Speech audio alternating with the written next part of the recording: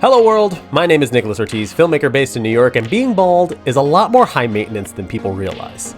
So first off, I have to shave every 3 days. The first couple of days I'm usually okay. Day 3, I look like a serial killer. Welcome to Movie Making Mondays, where I share my tips, tricks, and methods to making my films and hope that it inspires you to make yours.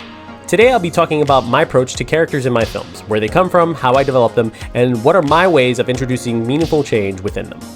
Inspiration for my characters can come from anywhere and anyone. Sometimes it can be from things I've read about people and just thought that it could make an interesting story to follow, or place a character in a scenario that they would never expect to be in, which I prefer to do. That's one of the ways I use characters to hook the audience. In the story, I would create a problem, and then I would assign the least qualified person to solve that problem.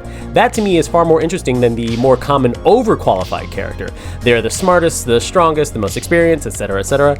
How do you have drama in your film when the lead character is, on paper, unbeatable?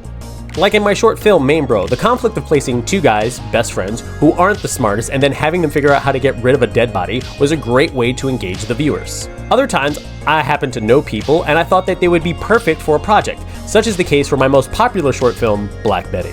I've known lead actor Crystal Honey for years. We're great friends, we've worked on several other projects together, and one day I just decided that I would make a movie around her. Because of her dance background, I thought it'd be fun to put her in an action film and see if we can transform a dancer into an action star. And we did. Black Betty remains to this day one of the most viewed short films in my catalog. By the way, you should totally check out both of those films on our YouTube channel. Go watch them now. They're awesome. I think they're awesome. Please go watch them. Thank you.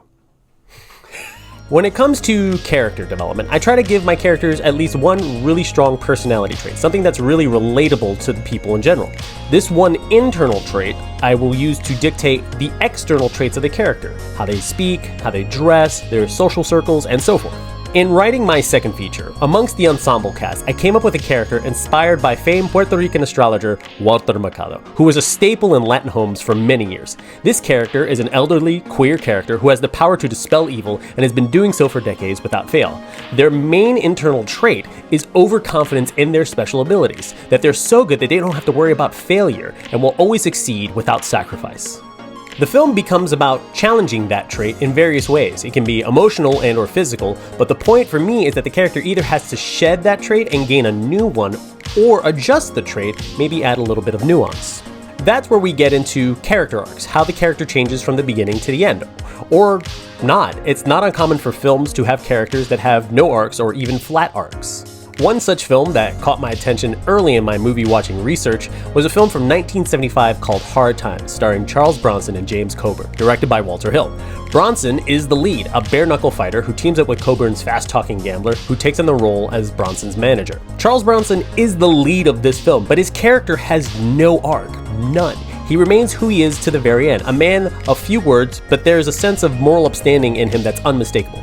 It's James Coburn as the manager who has the arc, learning the meaning of loyalty and even friendship after his gambling addiction jeopardizes his and Bronson's success in the film. A more recent example is the Disney animated film Encanto.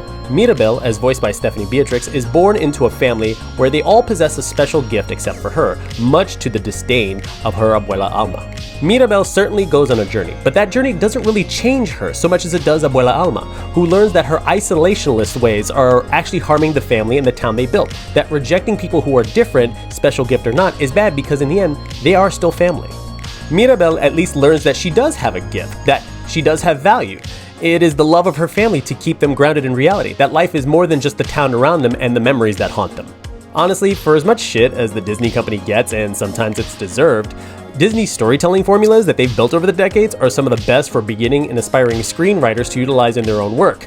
These formulas are clear in their storytelling and therefore effective and can be adopted to just about any genre pretty easily. The ending of the journey should reflect what the main character or main characters have learned about themselves and their place in the world. Because of the limited resources available to most indie filmmakers in terms of how big a cast one can have in a single film, most times the main solo character is the one on the journey of change. But I would absolutely encourage anyone out there to go about having the main character be the agent of change for the rest of the characters.